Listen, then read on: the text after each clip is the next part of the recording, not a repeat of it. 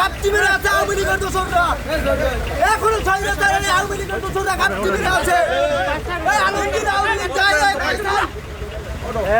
এই ব্যাক নাও ব্যাক। এই খারাপ বুঝাচ্ছি। জয় চাইনে। দেখো। জয় চাইনে। জয় চাইনে।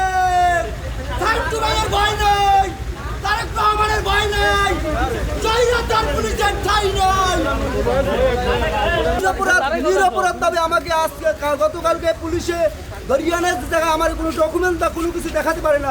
এরা স্বৈরাচারের দোষর, এরা শেখ হাসিনার দোষর, এরা শেখ হাসিনার লালিত দোষর। দীর্ঘ 17 বছর এই স্বৈরাচার দোষর। এখন এই থানা অবস্থায় না উনি আবার ইয়ে করে বিকাশ পেমেন্টে 10,000 টাকার বেশি অফার।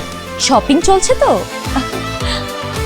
পর্যন্ত বিদ্যমান এই থানায়, যেখানে আমি বিন্দু পরিমাণ কোনো চাঁদার সাথে জড়িত নাই। তারপর আমার এই অনিচ্ছ কোনো মামলার কোনো ডকুমেন্টস না দেখানো অবস্থায় আমার এখানে ধরে আনে।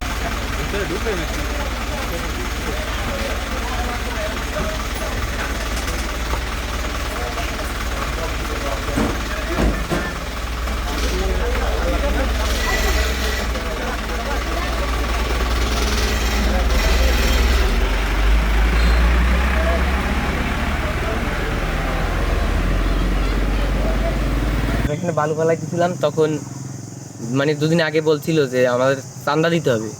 তো আমরা সেটা দিনেই দেখে আমাদের লগের একজনটা, আমরা 3 জন কাজ করি, একজনকে ধৈর্য নিয়ে, ঠিক আছে, আমাদের অজান্তে ধৈর্য নিয়ে রাস্তা থেকে তারে মারধর করছে, অনেক টর্চার করছে, টাকা দাবি করছে।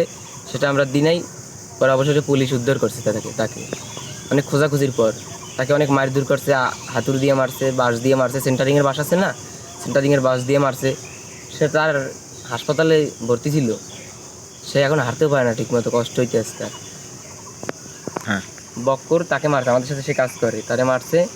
আবার মনির হরদার আছে এখানে, সেই মানে আমাদের কাছে চাঁদা চাইছে, আমরা দিই নাই, এর জন্য তাকে তুলে নিয়ে যাওয়া হয়েছে। তো সে গ্রেপ্তার হয়েছে আজকে মাগরিবের আগে ধামুরা বাজার থেকে। মামলার তদন্তকারী কর্মকর্তা তাকে গ্রেপ্তার করছে প্রাথমিকভাবে তার বিরুদ্ধে যে আনিত অভিযোগের আংশিক সত্যতা প্রাপ্তি সাপেক্ষে। পরবর্তীতে বিস্তারিত তদন্তে বাকিটা বোঝা যাবে। প্রাথমিকভাবে তার বিরুদ্ধেই শুধুমাত্র বাদী এজাহার দায়ের করছে, আর তার সাথে কেউ আরো আছে কিনা এটা বিস্তারিত তদন্ত ছাড়া বোঝা যাবে না।